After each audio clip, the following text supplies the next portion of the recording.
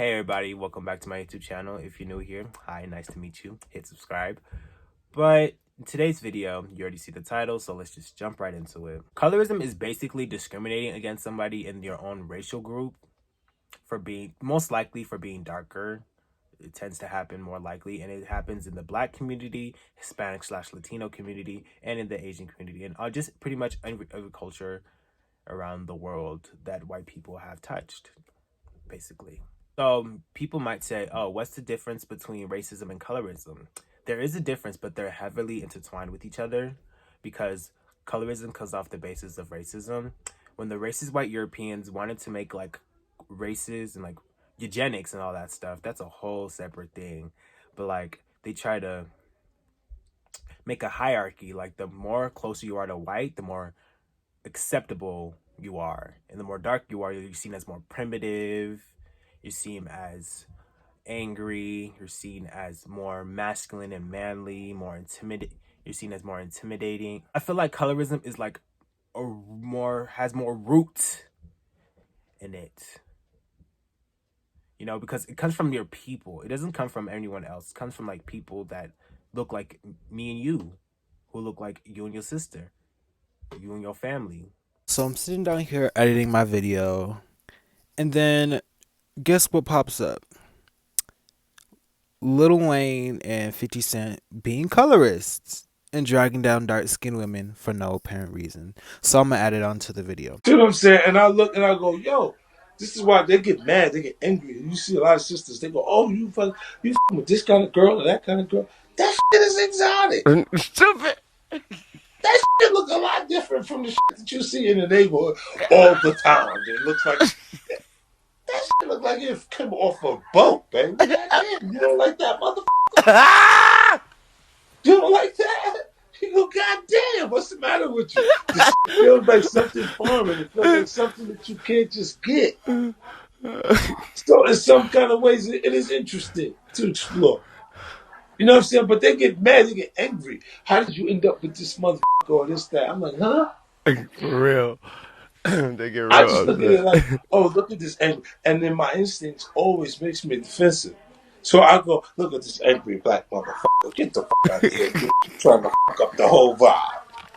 You understand what I'm saying to you? Because you're going. My experience with colorism, I mean, I haven't had that much, but like in middle school, you'd be taunted. Like when you turn off the light, you're just like, I can't see you. Or like getting called an unlocked character and all that shit. So I'm just like, whatever. Let's get into the colorism of the West African culture because it is very prominent. Like I didn't notice it before until like you really open your eyes. So when I was little, my mom, she used to take me to the African market. And like at the front where the cashier stood, at the bottom there's just like a glass table, and all you see, they're like different lotions and makeup products. So I just thought nothing other until you look closer. A lot of them say skin lightening cream and all these other stuff, and I'm just like, you're still bleaching your skin, you're just calling it a different name.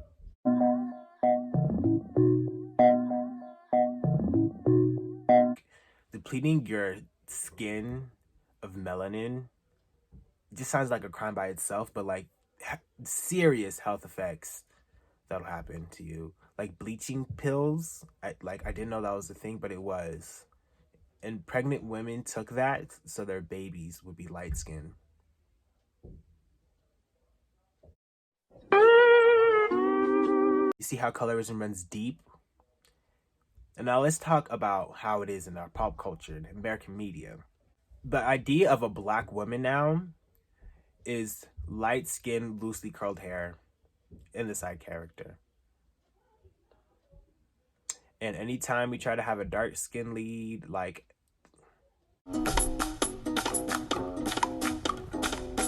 eyes are just closed, just silence, crickets.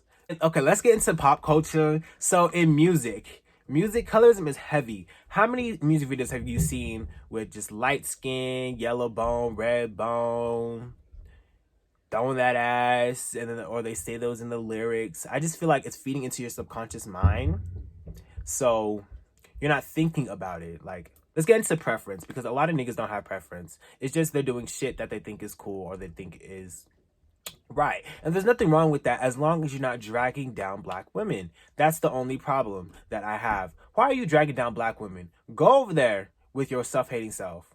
We don't want none of that. There's a word on Twitter for self-hating black men who also drag down black men called the weakest link. And I would be mad at that term, but it doesn't apply to me. Not at all. So when I'm calling out the weakest links, I'm talking to you. It makes sense to me how you're dragging down black women, but look at your mother. Look at your sister. Look at your auntie. Look at your grandmother. Are they not black too? So if you want to say some disrespectful shit, say it to their faces. Because that's exactly the type of woman you're talking to. Harmful rhetoric used is like nappy hair, pretty to be dark skin, burnt.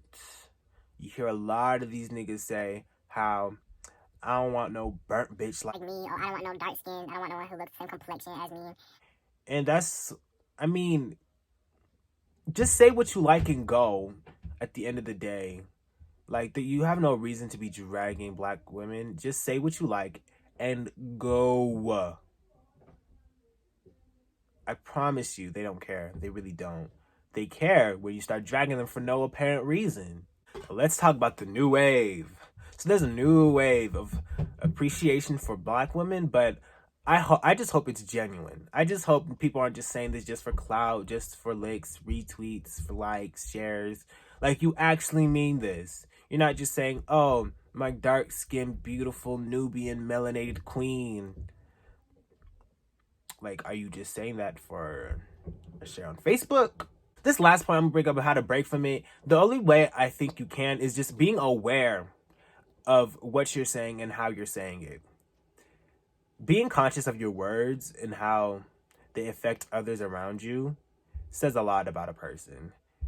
And if you don't check yourself, you will wreck yourself and it won't be beautiful. So I just say, first confront accountability, or noticing an accountability, and if you want to change from there. I'd just like to end my colorism video on that note. So thank you everyone who made it here. Like, share, subscribe to everyone that you know, and I'll see you guys later. Bye.